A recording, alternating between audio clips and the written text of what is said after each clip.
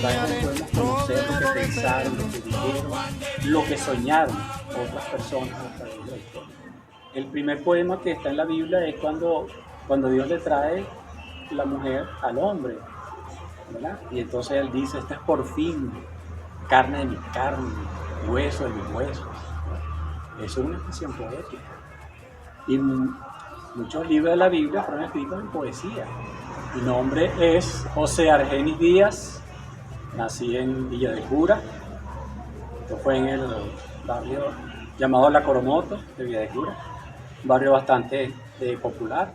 Estudié en la escuela primaria, fue en la Teresa Carreño, escuela que para entonces pues tenía una gran importancia aquí en el municipio de Zamora, en Villa de Cura específicamente, y la maestra de quinto y sexto grado fue Isabel Rodríguez, perdón. Isabel Rodríguez, que era una persona muy amable, inculcó en mí también ese amor por la literatura. Una vez que terminó la primaria, viajó hacia San Juan de los Morros, entonces allí estudió la secundaria en la Escuela Industrial de San Juan de los Morros, que actualmente se llama Pedro Saraza. Allí hice la secundaria, luego retorno a Villa de Cura.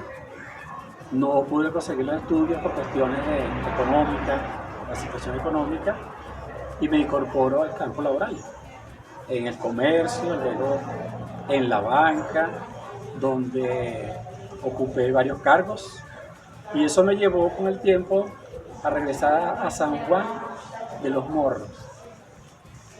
Bueno, esa ida a San Juan de los Morros me fue muy bien, trabajé en una casa comercial, de nuevo en el banco, pero realicé contactos con el periódico La Antena, un diario que apenas estaba saliendo, con mucho impacto en la comunidad, por su forma de hacer periodismo, ¿no? Un periodismo más aguerrido, más dinámico que los periódicos que se establecieron allí. No obstante, aquí en Villa de Cura comencé con El Vigía, en el año 78, cuando Seijas edita el Vigía. Yo comienzo a enviarle artículos a solicitud. Me solicitó que escribiera algunos artículos, sabía que yo escribía y eso, y empecé a enviarle artículos que él comenzó a publicar. Pero mi primera publicación fue en los años 70. Eso fue en la escuela, cuando yo inventé pues un pensamiento dedicado a la madre, y ese pensamiento fue publicado en un cartel, más que todo un pizarrón muy grande, a la entrada de lo que era la escuela industrial. Entonces allí, esa fue, por decirlo así, mi primera publicación, porque todo el que entraba veía y leía pues allí el pensamiento. Entonces de allí comencé, eso me animó mucho a escribir.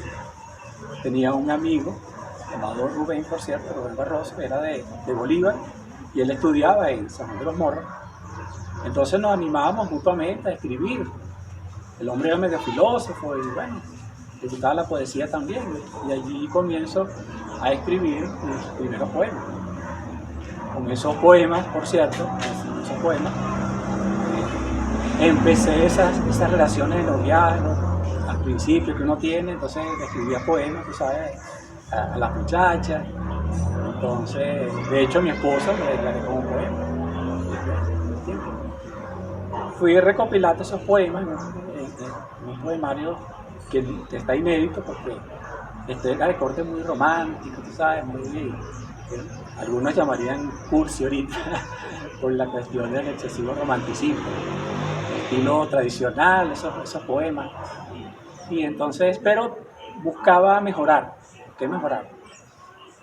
Recuerdo que trabajando en el Banco Ítalo Venezolano, un banco que desapareció en ese entonces, viniendo hacia Villa de Cura, conocí a Rafael Serrano Toro Barrabás, un escritor, un narrador de Caracas, que él mismo decía que lo había salvado del mundo de la delincuencia, lo salvó la literatura. Había sido declarada como el número 1 en Caracas, pero luego cuando está preso empieza a reflexionar, empieza a leer mucho. De hecho, el famoso escritor Juan Liscano le envía una máquina de escribir y él comienza a escribir allí. Bueno, esa historia me atrajo mucho.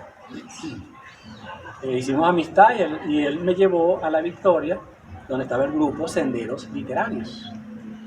En Senderos Literarios comienzo a comunicarme con ellos, a interactuar, a hacer los talleres, y eso me ayudó a refinar pues, la poesía. Y luego, en el taller literario de Villa de Cura, que realizó la Secretaría de Cultura de Maracay, de Aragua, de Maracay, a través de Efraín Balazarte, a través de Igor Barreto, un poeta de Caracas. Esos talleres me ayudaron a refinar más todavía mis textos. De esa experiencia de taller surge este libro que aparece acá, que se llama Payas a Silencio. Es la primera publicación oficial, ya en forma de libro, a través del Fondo Editorial de Senderos Literarios. 5 años después aparece Alas de Papel, otro poemario que también publiqué por Senderos Literarios. Y de allí empecé a publicar en la prensa. Siempre he tenido esa suerte de publicar.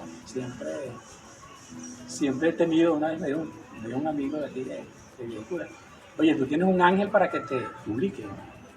Entonces, sí, publiqué mucho en el periodiquito, además de Mi Vigía, la revista Expresión y en los periódicos de Guárico también. Y en Guárico, a raíz de toda esta experiencia como escritor y de redactor, me llamó el diario La Antena, el director, que a través de unos amigos, el poeta Olivo de aquí, Fernando Olivo, y un abogado que también le gustaba escribir, Yuri Weiss, hijo de un abogado que fue muy famoso aquí en la Villa, por cierto. Entre todos creamos la página Raíces, que era una página o una hoja de difusión cultural. A través de ello no solamente publicábamos nosotros, sino que dábamos cabida a muchos poetas, muchos escritores y tenían la oportunidad de escribir allí. Eso fue más o menos en la década de los 40 hasta los 90, estuvimos allí en La Antena, no solamente trabajando para esa página, sino trabajando como redactor de notas de prensa con la tutela de un periodista muy famoso que venía del Diario Nacional, llamado Miguel. Ese periodista, Miguel, bajo su tutela, pues, seguimos publicando notas de prensa. Había una escasez de periodistas en el Guárico y yo entré pues, como redactor, aunque no era periodista graduado, ¿verdad? Pero bueno, le gustaron mis trabajos, yo no lo firmaba, obviamente, porque no era periodista graduado, pero sí me llevaron hasta ser adjunto a la dirección del periódico y coordinaba las páginas del periódico allí. En el tiempo incluso Ingrid Chicote comenzó a trabajar también en La Antena y ahí empezamos esa interacción. Como había trabajado y estudiado en San Juan de los Morros, aquí en Villecura tenía poco contacto con los escritores, con los pintores, con los escritores. Pero a raíz de ese contacto con Ingrid, a raíz del contacto con el movimiento cultural Zamora, donde está Rosana Hernández Pasquier, donde estaba el profesor Johnny Hernández, el mismo Fernando Olivo, Fernando Echegaray, gente que después se incorporó al taller de Villa de Cura, donde también estuvo Pablo Cabrera, el mismo Fernando Olivo. Bueno, ese contacto me ayudó pues, a conocer más a mis colegas villacuranos. Y bueno, comenzamos a trabajar en función de la cultura. A través de la década del 90 hicimos muchos trabajos que publicamos en diferentes periódicos, revistas. Nosotros fundamos a través de Villa Literaria, creamos la revista Laberinto. Una vez que yo salgo de La Antena, creamos esa revista con apoyo del CONAC, antiguo Consejo Nacional de la Cultura, publicamos la revista Laberinto y a través de ella incluso dábamos talleres en los liceos y los mismos muchachos, entonces los estimulábamos para que escribieran, promocionamos la lectura y la escritura a la vez. Entonces también publicamos en ese número de la revista Laberinto, publicamos no solamente trabajos nuestros, o sea, de poetas y de escritores ya consagrados o conocidos, por decirlo de alguna manera, pero también de jóvenes que apenas estaban escribiendo. Entonces, eso fue como una apertura.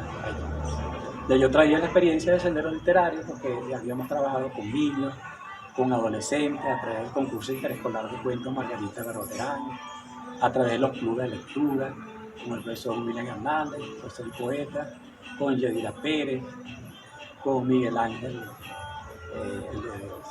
el Consejo, es decir, muchos otros que estuvimos trabajando en el ámbito educativo, que no solamente nos enfocamos en escribir nosotros mismos, darnos a conocer, sino en la formación de talentos, niños, jóvenes, que tuvieran esas venas, esas ganas de escribir, y entonces los íbamos formando para que fueran escribiendo también, ya sea poesía, narrativa, etc.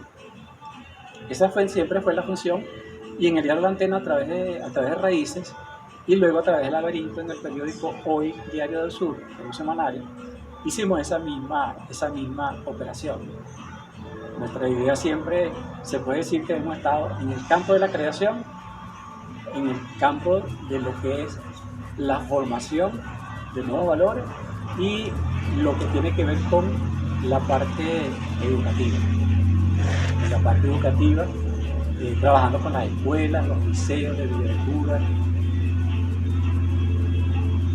Allí, en los liceos de Villa de Cura, hicimos un trabajo muy bueno, que era trabajar con el periódico escolar.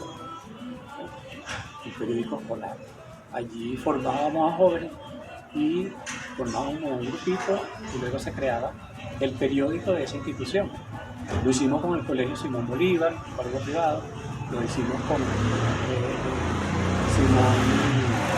Colegio Simón Rodríguez, ¿verdad? También con Juan, ¿cuál es el liceo? Juan de Capitán cuando yo era también hicimos ese trabajo. Entonces, bueno, y a través de Villa Literaria hemos querido eso, atraer a diferentes personas para que se formen en el campo literario y a la vez que estamos a conocerlo. Villa Literaria surgió como una sociedad civil. Ya antes, en el Vigía, habíamos publicado lo que se puede decir el manifiesto o las bases de lo que sería Villa Literaria. Posteriormente nos reunimos con Ana Belén Aular, con el poeta Cabrera, con el profesor Radamés Guzmán, Aide García, que eran educadores y personas también de la cultura, y conformamos Villa Literaria con Ana Belén Aular en la Dirección de Cultura de Zamora. Entonces formalizamos, oficializamos Villa Literaria y surge como una sociedad civil en el año 95. Después pasa a ser una fundación, Villa Literaria, pero con el mismo objetivo. Finalmente, a través de seguimos trabajando hasta que actualmente también pasó a ser de nuevo una asociación civil, pero se llama Villa Literaria Zamora. Educadores, escritores, cronistas, digamos, llegan a formar parte de Villa Literaria. Y luego que ya no hay mucha cabida pues, en los periódicos, ya no hay suplementos literarios, ya no hay revistas, etc. No tenemos recursos para revistas, entonces nos vamos a las redes. Nos vamos a las redes y creamos pues, a través del Facebook de Villa Literaria, el grupo Asociación Civil Villa Literaria, el blog Letra y Arte de Zamora y Aragua, que es un blog que se llama Villa Literaria 2010.blogspot.com. Allí seguimos ese mismo trabajo de dar a conocer los valores. En el 2010, ingreso a la Secretaría Sectorial de Cultura el profesor William Hernández, que había llegado a ser secretario de Cultura del Estado de Aragua. Son conocidos de ustedes. William Hernández me llama para que trabaje con ellos en la coordinación de literatura, un poco en Yadira. Y allí hicimos un trabajo muy bueno, se publicaron libros, la coordinación de literatura produjo alrededor de unos 10 o 12 libros, no me recuerdo, una cifra conservadora. A través de esa gestión, mientras William Hernández estuvo allí en la Secretaría de Cultura.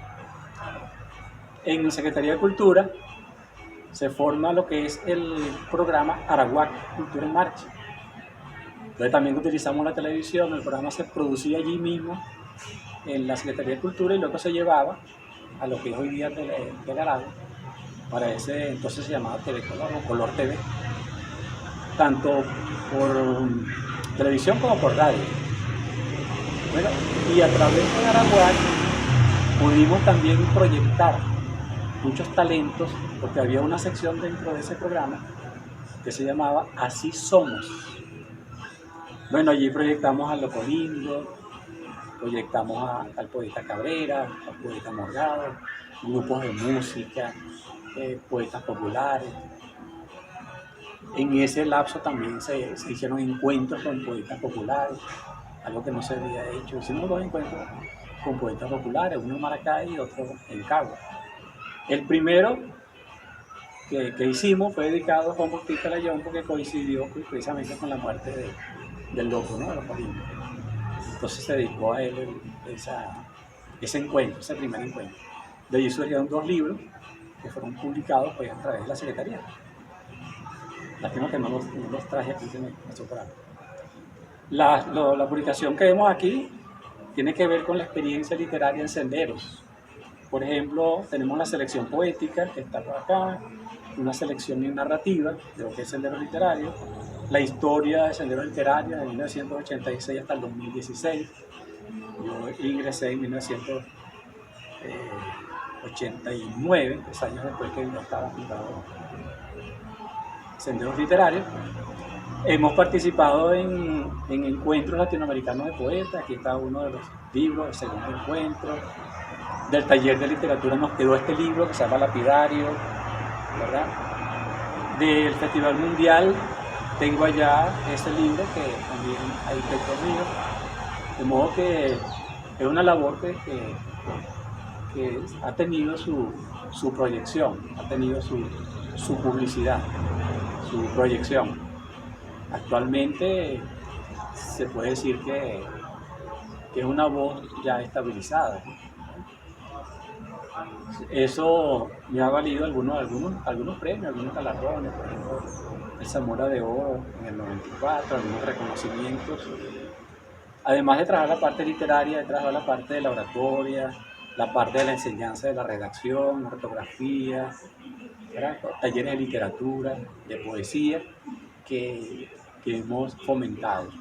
De modo que en esos 3, lo que tiene que ver con el uso de la palabra, no solamente en forma oral, sino en forma escrita, hemos trabajado muchísimo en eso, con el apoyo pues, de muchas personas, como te digo, y el acompañamiento. No ha sido un trabajo tampoco netamente individualista, sino que ha sido un trabajo colectivo, a través de centros literarios, a través de Villa Literaria. O sea, no ha sido una cuestión meramente individual, no queremos ser egocéntricos en ese aspecto. Pero, claro, son los libros de producción mía, indudablemente, ¿verdad? Pero junto con esta producción también se le ha publicado a otras personas, como el caso de Luis Chicote, y Luis Chicote publicó su primer libro, Piedras Concentradas, a través de Senderos Literarios, ¿verdad? Así como los poetas populares, hicimos antologías de los poetas populares. Del encuentro latinoamericano hay poetas, no solamente aquí de Venezuela, sino de otros países, de Cuba, de Bolivia, de Perú. Es decir, hemos estado en contacto con él. Además de que tiene que ver con el ámbito literario, el ámbito de la oratoria, bueno, tú sabes que yo pertenezco a una organización religiosa, desde el año 73, y a través de ella, bueno, hemos hecho un trabajo comunitario, enseñando a la gente a la lectura, promoviendo valores espirituales, valores morales yo pienso que hacen mucha falta en esta sociedad. Donde hay ese decaimiento de valores, donde hay ese decaimiento de la moralidad es importante, ese trabajo que se ha hecho también pues a través de la organización. Entonces, bueno, no solamente he trabajado, no solamente soy poeta, sino que he trabajado como periodista incluso, periodista cultural, como predicador, como orador, es decir, en todos esos ámbitos. ¿Verdad? Y en lo que tiene que ver con la literatura, bueno, he sido cronista, ensayista, ¿verdad? También para dar a conocer. Tengo 2 publicaciones electrónicas, una es un poemario que se llama Fuego Sagrado, y el otro es de crónicas y personajes de la Villa de San Luis, que están publicados por internet, se pueden conseguir ahí en internet a través de Amazon y de otras páginas. Es decir, que ha sido un trabajo que esperamos pues, que tenga también esa prevención hacia los jóvenes. Es importante que los jóvenes se incorporen, ¿verdad?, a la literatura, se incorporen a la poesía, porque la poesía no considero que sea una religión, ¿verdad? Quizás como dijo Eugenio Montero, que era la última religión que nos quedaba. Pero sí considero que la poesía es un espacio donde el joven pudiera desarrollar su imaginación, su creación y apartarlo de lo que son pues, esos espacios negativos de la delincuencia, de la flojera, por decirlo así de esa manera, o sea, del ocio, ¿verdad?, inútil, y que se dedique pues, a algo positivo, a algo que vaya a influir en el desarrollo de la comunidad. Invitamos a los jóvenes a formar parte de Villa Literaria, a contactarnos a través de las redes, para que a través de talleres, a través de charlas, etcétera, seminarios, podamos hacer ese trabajo. Estos son poemas cortos porque están dentro del enfoque de lo que es la poesía oriental, que es más sintética, que están dirigidos hacia crear una síntesis del lenguaje. Por ejemplo, voy a mostrar acá uno de los primeros textos de esta de Palabra Silencio es este. Prendí imágenes, coseché metáforas, hice de la palabra medida de las cosas. Ahora son humos, desaparecen, para revelar quizás lo verdadero del mundo, presencia muda de otras voces. Antes de que pase la noche, dime, amor, ¿cuál es el santo y seña? El sésamo, ábrete, la clave para llegar a tu corazón, y venderé mis campos para ir en pos de ti, de ese tesoro que en vano ocultas, para ser eterno mi naufragio. Por lo menos una muestra de ese poemario, del espaldar silencio. Bueno, para mí Dios es una persona muy definida, no está diluido en la naturaleza, sino que es una persona que tiene cualidades, una persona que tiene nombre, una persona que tiene un propósito para la humanidad, que no fue que el hombre fue creado y tirado aquí en la tierra, sino que hay un propósito definido. Dios creó al hombre con ese propósito, ¿verdad? Para mí Dios tiene un nombre personal, se llama Jehová, como el mismo lo declara en su palabra más de 7,000 veces. Entonces es una persona a la que yo recurro para pedir fuerza, para pedir sabiduría, para pedir consuelo y también para darlo a conocer a otros. Mira, yo creo que la palabra escrita tiene una verdadera importancia y para mí tiene una importancia especial, porque aunque la literatura oral, ¿verdad?, tiene su cabida y tiene su mérito, lo que queda escrito no se pierde, lo que queda escrito trasciende en la historia y llega a formar parte de la historia. Y de hecho no es casualidad que el libro más difundido, la Biblia, empezó a ponerse por escrito, ¿verdad?, por allí cerca del año 1500 a.C., y lo tenemos allí, pues, y es palabra viva, está allí en las páginas, pero es palabra viva, activa.